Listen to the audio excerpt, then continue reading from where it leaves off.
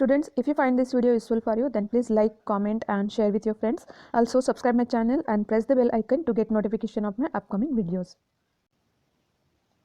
Hello students, welcome back to Science World. How are you all? I hope you are doing well and studying well also. So students, in our last video of chapter number 6, tissues, we have already discussed about the meristematic tissues. And this is the third video of the same chapter, and today we are going to read about the activity 6.2 from your NCERT book. Okay, so let's start. So for this activity you will need a stem of a plant. You can take a small plant and cut down the stem part of that plant. Here you can see this is the stem, and you can cut this stem with the help of a scissor, or you can take a knife. Okay, you will also need some other things like a blade to cut the slices of the stem. Then you will need some slides, cover slip, saffron stain, glycerin and microscope to observe the slide. Okay, so here you can see how to cut the stem, or how to cut the slices of the stem. Okay, so here you can see in the picture, just take the stem of that plant what you have taken for this activity and take thin slices of that stem. Okay, very thin slices you will need, because if the slice will be thick, then you will not be able to observe the structure properly.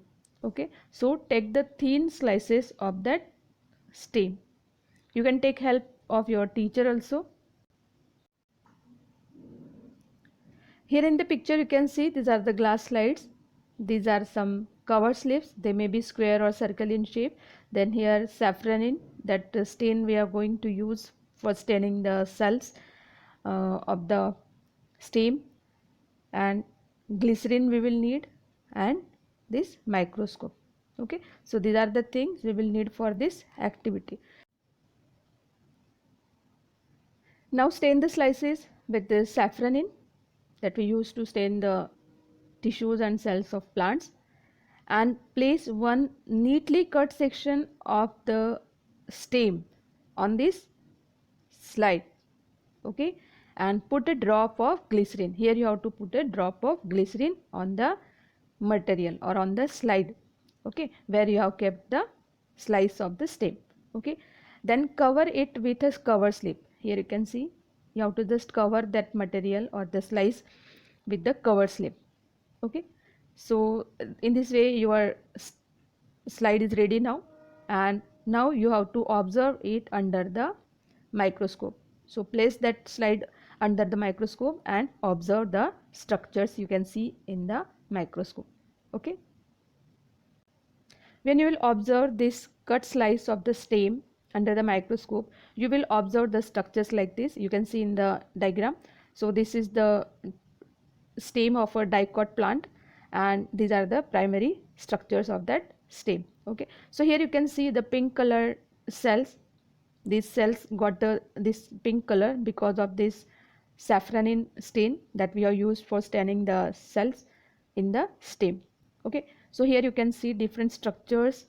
Now we are going to study about these structures in our upcoming videos. Okay, but today we will see what are the types of cells and how they are arranged in the stem. Okay, now let's discuss the answers of the questions related to this activity. And first question is, are all cells similar in structure?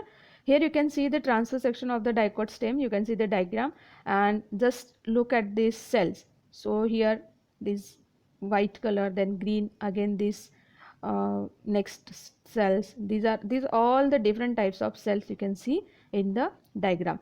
So you can observe here all the cells are not similar in structure. They are different from each other. And why they are different from each other? Because they have different functions. They have to perform different functions, and because of that they have different shapes and different sizes also, and they have different structure.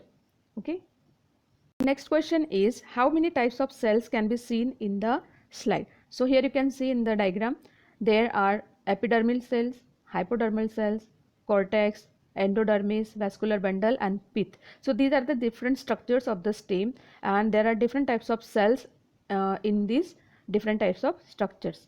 Okay, so epidermis has parenchyma cells, then hypodermis has collenchyma cells or tissues we can say, then cortex has again parenchyma, endodermis is also consisted of parenchyma cells, then cambium is there, lateral meristem. In our last video we have read about it. So this lateral meristem or cambium, it is also present in the vascular bundle also I have told you in the last video. So this vascular bundle is arranged in this way inside the stem. Okay, we have already discussed about the vascular bundle. It consists of three types of cells or tissues we can say, xylem, phloem and the cambium. Okay, that is lateral meristem. So here you can see these are vascular bundles, and then here in the center you can see the pith, and pith is mainly consist of the parenchyma cells. Okay, so these are the different types of cells you can observe in the diagram here also and in the slide also under the microscope. Then the next question is, can we think of a reason why there would be so many types of cells? इतने सारे types के cells वहाँ पर क्यों है? So the simple reason is there are so many types of cells because they have to perform different functions for the plants. In our last video we have discussed about the meristematic tissues, and meristematic tissues are mainly meant for the growth of the plant because they are the dividing tissues, and dividing cells are present and they are continuously growing, continuously dividing, and they are increasing the length and girth of the stem and the roots and different parts of the plant. Okay, so this is the reason why there are different types of cells in the plants. Okay, so here in the diagram you can see there are different types of cells. Here epidermis, it is mainly consist of parenchyma, then here you can see collenchyma tissue is there, chlorenchyma which contains the chlorophyll also and performs photosynthesis, then parenchyma, then again endodermis you can see here, phloem, cambium and xylem, these together form the vascular bundle. Okay, and here is the pith which consists of parenchyma tissues.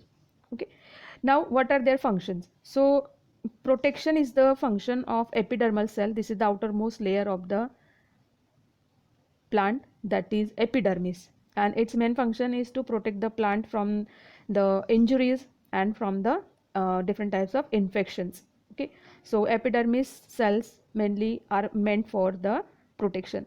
Then collenchyma and sclerenchyma tissues are there. These are meant for the mechanical support. Okay, so it is meant for mechanical support mostly. Then cortex and pith. So here you can see this is the pith and the cortex which forms the parenchymatous tissue form this part, pith and cortex, and mainly the function of this tissue is to store food. Okay, so storage is the function of this tissue. Then xylem and phloem, we know phloem is the tissue that conducts or that translocates the food that is prepared in the leaves and it transports to the different parts of the plants where it is needed.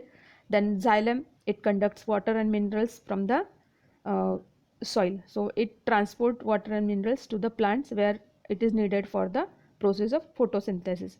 And then cambium, we know in last video we have discussed about it. Cambium, which is the lateral meristem, it is meant for the growth of the plant. Okay, so these are the different types of cells or different types of tissues found in the stems of the plant. So here we have finished this activity. In our next video we are going to start permanent tissues. That means we will read about different types of tissues that are permanent.